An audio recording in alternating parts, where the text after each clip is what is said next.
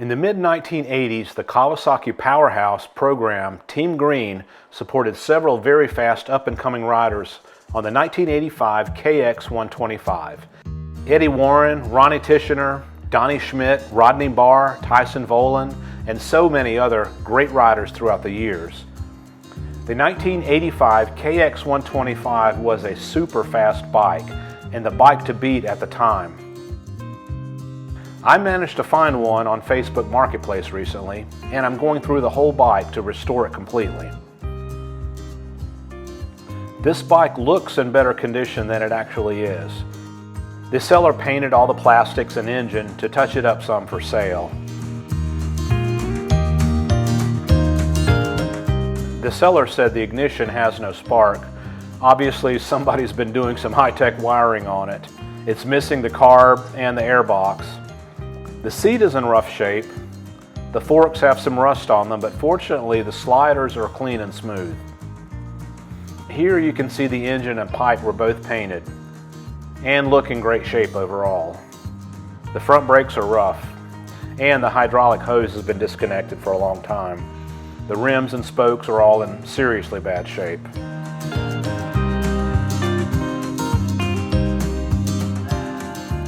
The plastic looks good from here, but it's all sun-aged and has been painted. Even the gas tank was painted.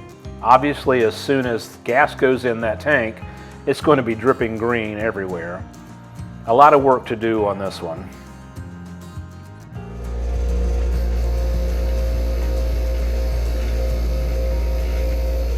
I start this project by just stripping everything down, cleaning parts, and seeing what condition everything is in.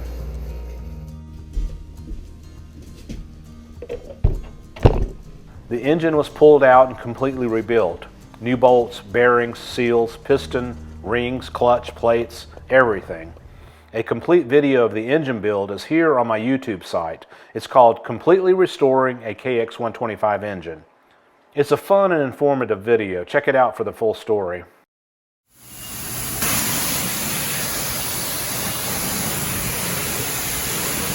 The frame was in great shape, no cracks or bends. You can see the black paint and green paint on it where the seller painted the engine and plastic still on the frame.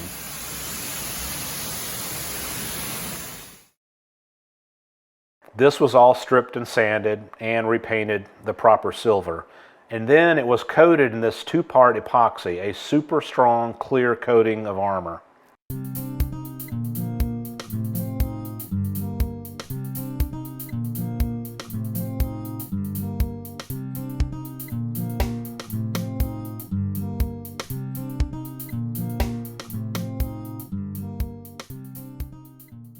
The front brake disc and several other rusty parts were soaked in a bath of 50% vinegar and 50% water for 3 days.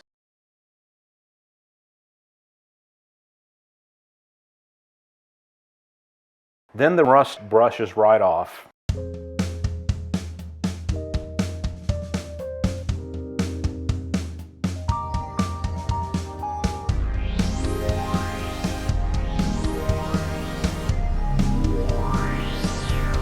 The hubs were sanded and painted and then coated in the same two-part epoxy as the frame.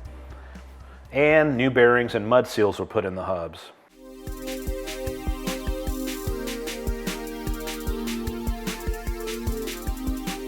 Here is a trip back to 1985. Look at the oil and sludge that came out of the front forks.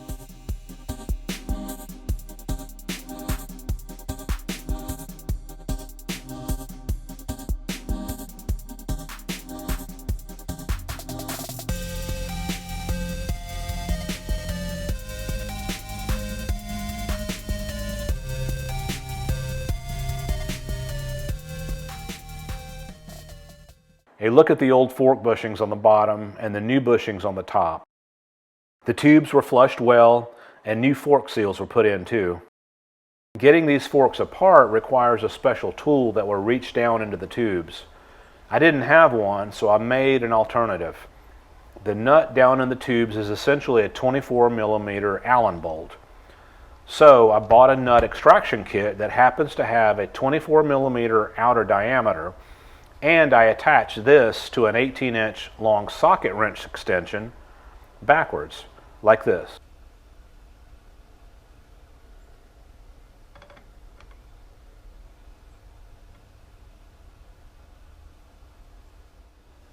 Then I just slid this down the fork tube to hold the slider inside so I could unscrew the Allen bolt at the bottom of the fork and get the forks apart. I ordered a new seat cover from a guy that does nice custom vintage seat covers. And after about a week and a half, this seat cover came in. I don't think I want to go with this look though on this bike. So I sent him an email with a picture and told him what the problem was, and he did quickly send me the correct seat cover. Period look for the 1985 KX seat. I'm very happy with it.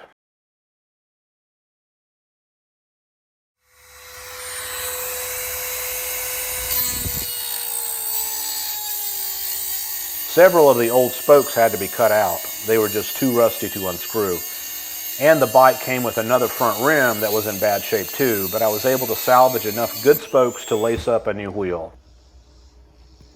And I found a nice pair of Excel rims on eBay.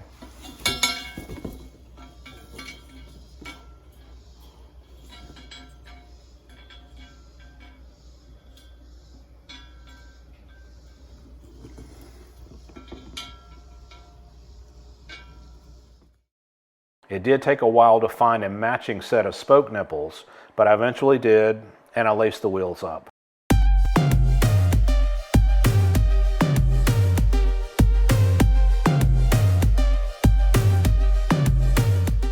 It's hard to find good help these days. I bought new Dunlop knobbies and hand painted the logos with tire paint. I like the look. The front brake got all new seals, rubber and pads.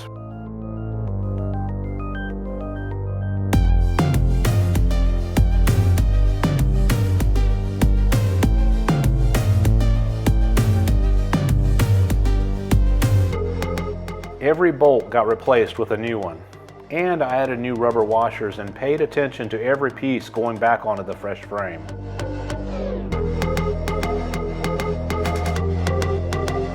I wanted to add a little bling to the bike with blue accents, without going too far and pimping it all out.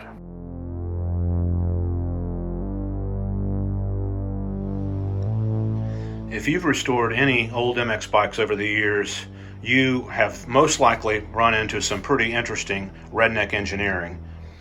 This is a good example of it. Sometime over the past 30 years, somebody decided to install a hook bolt as the rear wheel adjuster. This is the factory Kawasaki rear wheel adjuster for 1985, 86, and 87. Huge difference, obviously.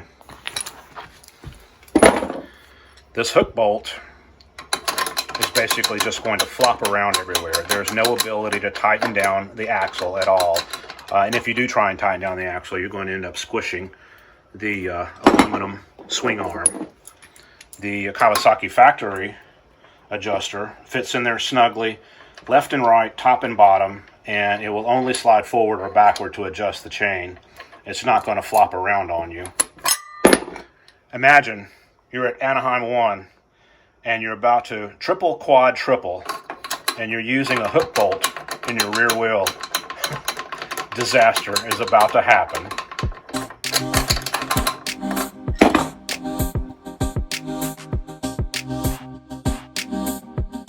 After looking for a while, I managed to find a decent used airbox assembly.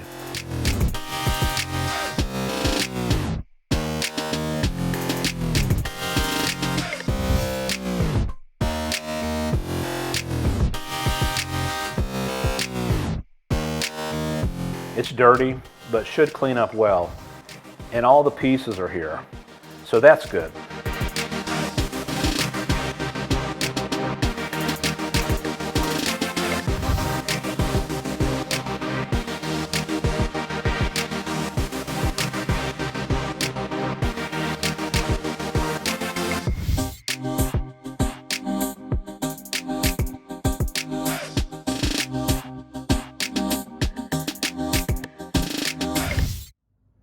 The boot has been repaired with goop or Gorilla Glue or something. I'll look it over closely when I clean everything up.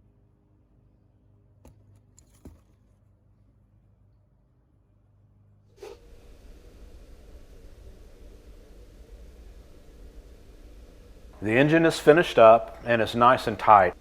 This new oil will get changed again right after the first crank-in ride.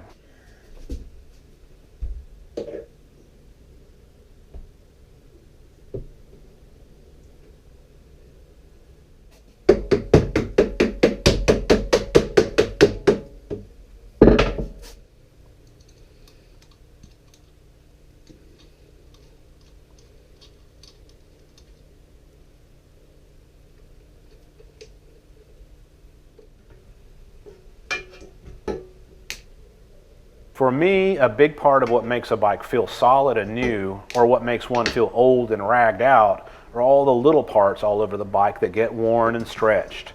So, replacing things like old bolts, springs, bushings, bearings, seals, and things like these O-rings all contribute to a solid, new-feeling bike after the build. I'm seriously happy that the pipe on this bike is still in such good condition. I know a 5-gallon Lowe's bucket isn't the sexiest of bike stands, but my shop was broken into recently and the pricks stole all of my tools, my stands, my bikes, everything. So I've been slowly buying replacement stuff.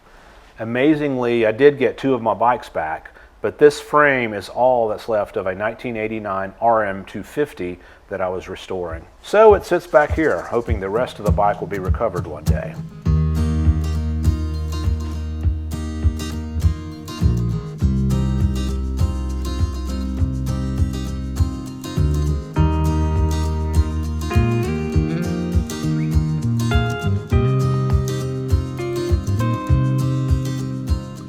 I cleaned and wet sanded this tank and hit it with the heat gun over and over, but I couldn't get the original color back.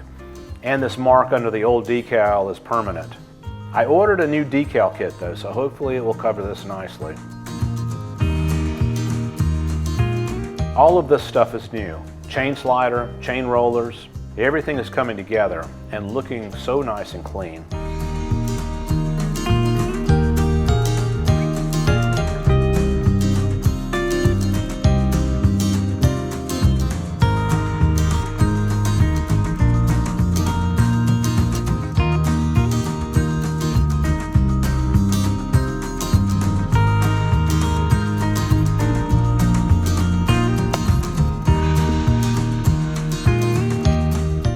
The silencer got repacked and the end joint had cracked, probably from years of vibration. So I cut an aluminum sleeve to make the through pipe tight again. I'm not totally happy with it, so I may fit an aftermarket silencer later.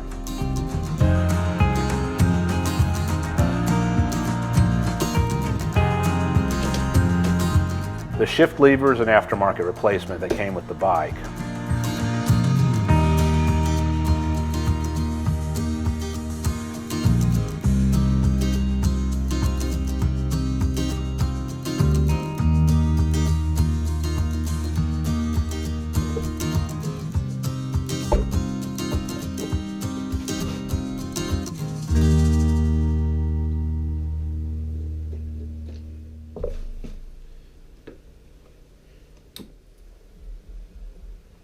A new Kawasaki style kill switch, and I sorted out the ignition issues. The guy that sold me the bike had tried to wire in an ignition box from a 1983 KX125, so I had to find a correct 1985 box.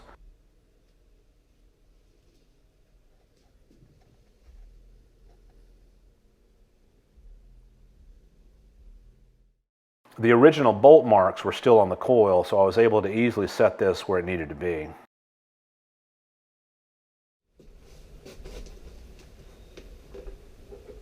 This big air box was such a distinctive feature on these old KXs. I cleaned it all up.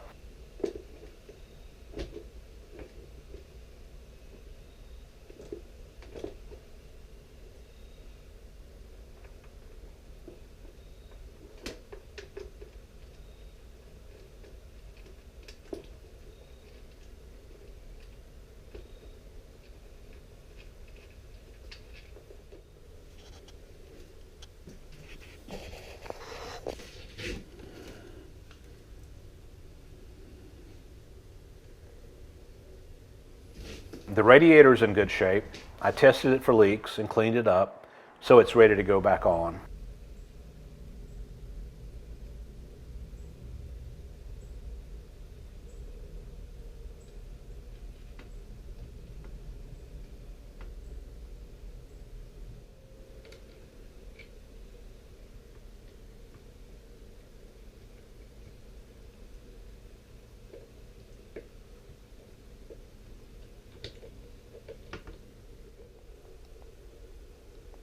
The new radiator hose kit came in. I found an Asian company that makes these hoses in blue and specifically for this bike, so the bends are all correct. The delivery time was about 3 weeks though, which was fine. I'm not in a huge rush here.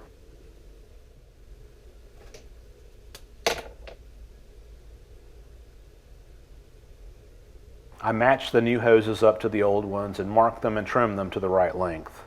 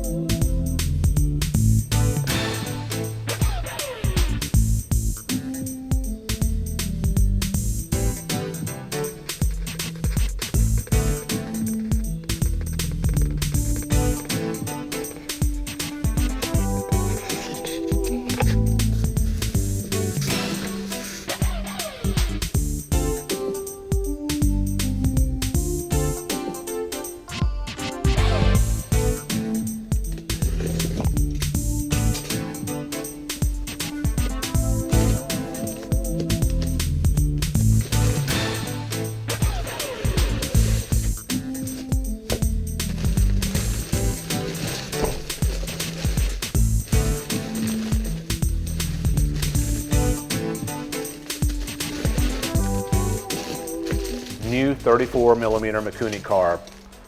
Like I've mentioned in my other build videos, I like a new carburetor. 40-year-old carbs tend to leak gas all over your new build, and they can have air leaks and gas leaks or clogs that are just hard to track down. If you imagine the throttle opening and closing so many times over the years, and with engine vibration too, the carb piston and needle can wear considerably. So I like buying a new carburetor to eliminate all those hassles.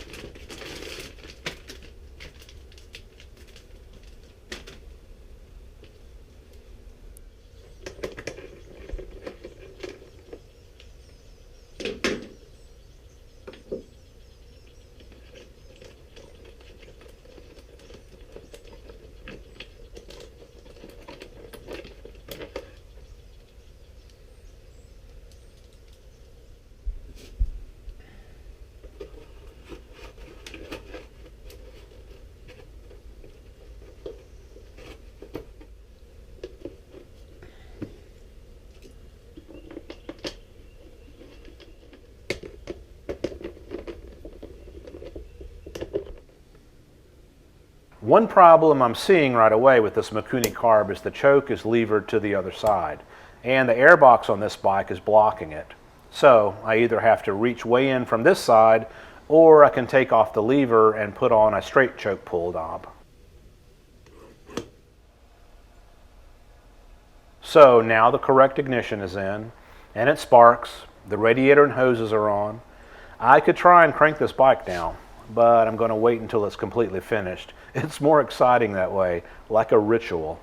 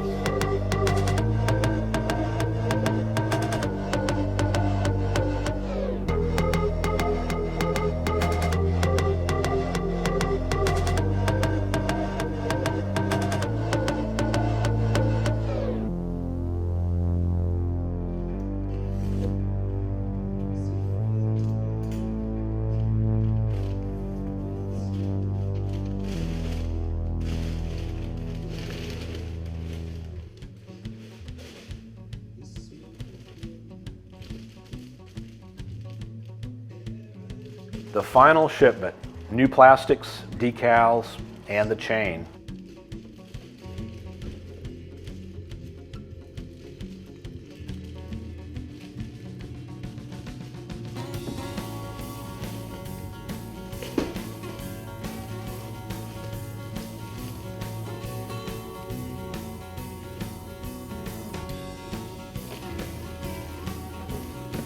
This stuff all looks great, and most of the mount holes are already drilled.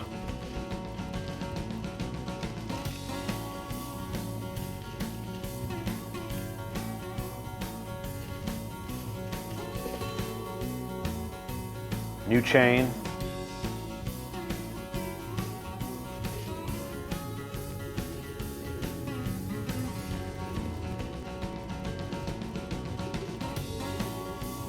And the new graphics and number plate backgrounds, which were black on the showroom 125s in 1985.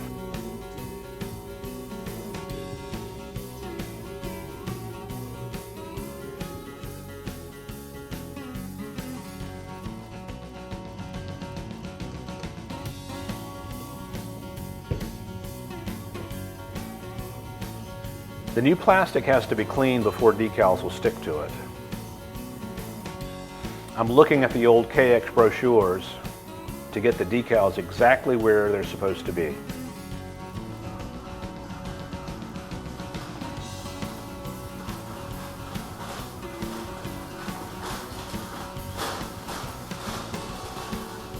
I think that noise back there is one of my cats playing in the shipping box this stuff came in.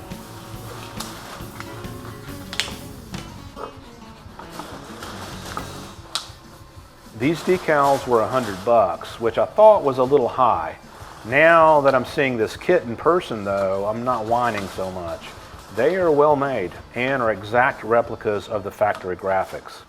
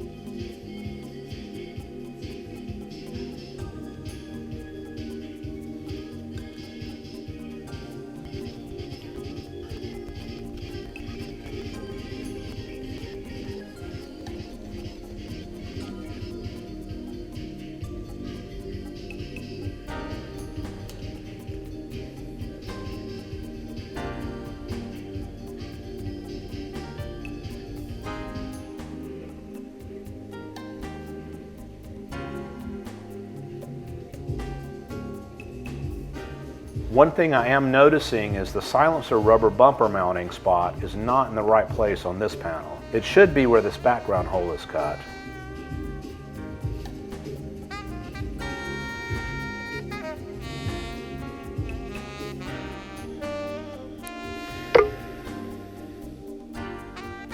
Here's a look at the new fender on the left and the old fender on the right that the seller painted. Notice how sun damaged and aged the old one is.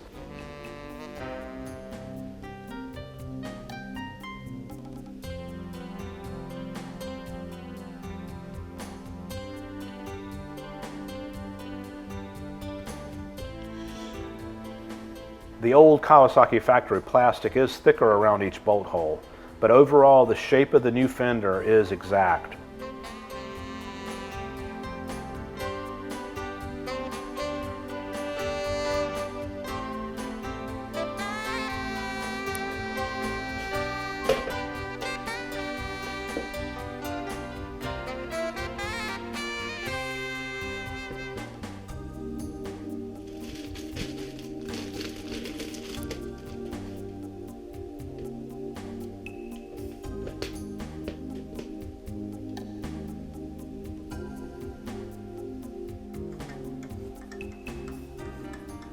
This is something I really should have done when I was stripping the frame. Taking a 6mm tap and just cleaning out all the threaded mount points. A couple of the new bolts just weren't going in smoothly, so this is just clearing out the threads.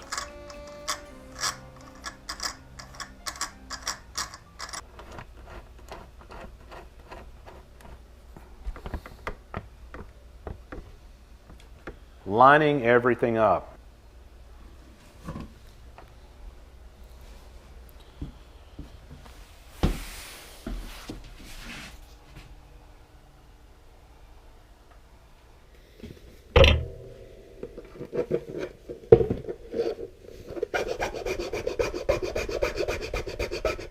Some of the pre-drilled holes in the new plastics had to be filed out a bit, left or right, up or down, for a comfy fit.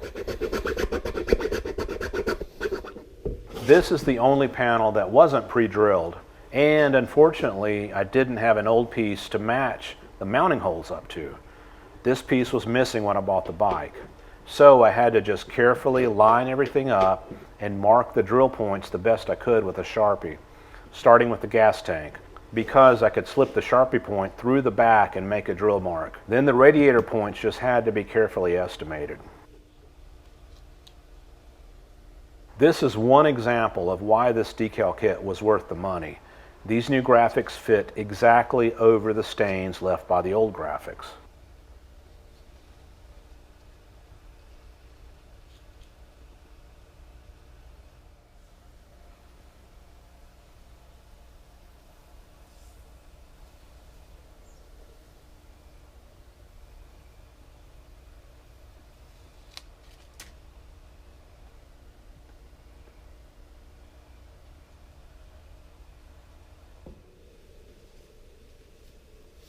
This was critical. I wet sanded and put the heat gun to this tank multiple times, but this stain was permanent. And unfortunately, I just couldn't get the green to look fresh and bright again.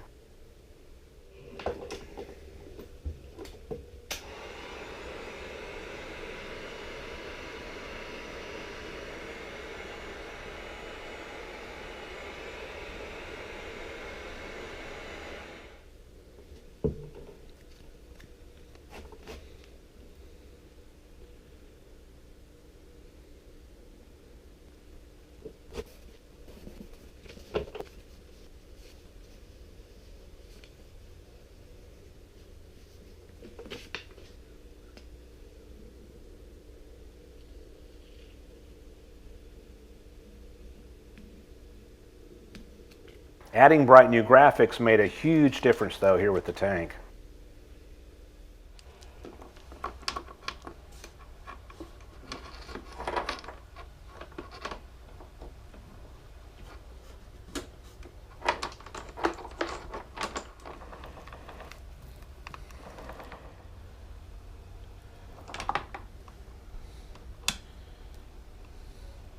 Looks like I'll cut 6 links off.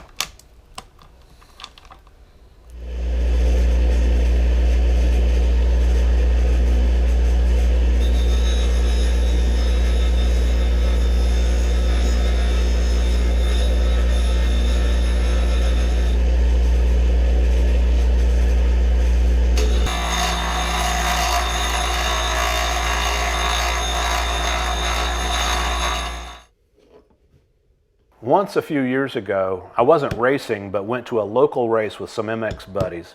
One of the guys was feeling sick that day and decided not to race after he had already signed up. So he asked me if I wanted to race in his place, and of course I said, hell yeah. So I put on his gear and took his CR250 out for practice, and the chain broke. So I pushed the bike back in and he put a new master link on. Then when I went out for the first moto, I got a great start and was running third, and the chain broke again. Turns out he had been putting his master link clips on the wrong direction, and they were getting pushed off. For me, it was like that bad dream we all have where we're so excited to race again, but when we get to the track, we realize we don't have our helmet or we don't have our gear, and we don't get to race.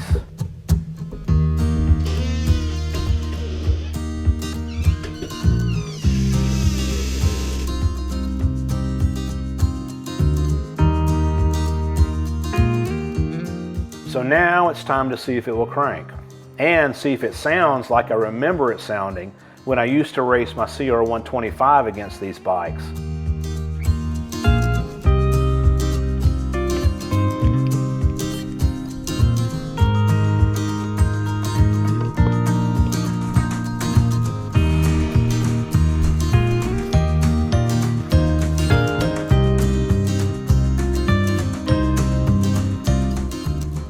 Brand recognition. I'm putting Peak antifreeze in this bike because Peak used to sponsor an MX team. Remember the Peak 125s in the early 90s? I also bought Tide when they sponsored Jeff Glass in the 80s.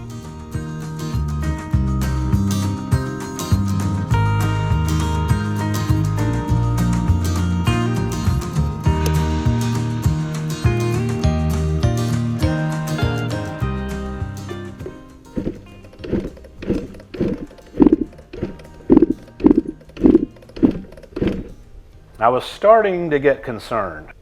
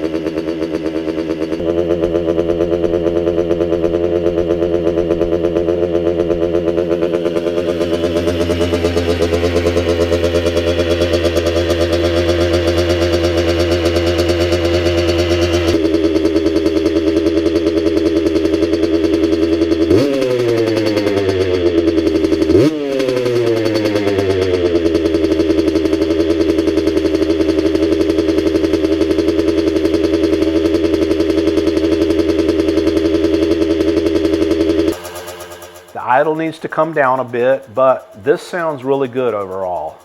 I oiled the cylinder and rings up quite a bit during the engine build, so that needs to burn off too.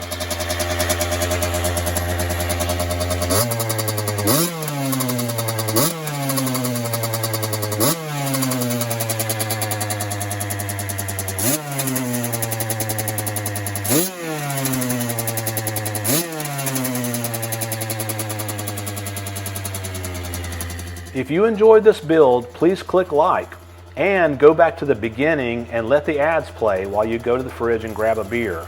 That way, I'll make some pocket change and can start on my next vintage restoration. Nice and crisp and quick revving, just like I remember it. I love it.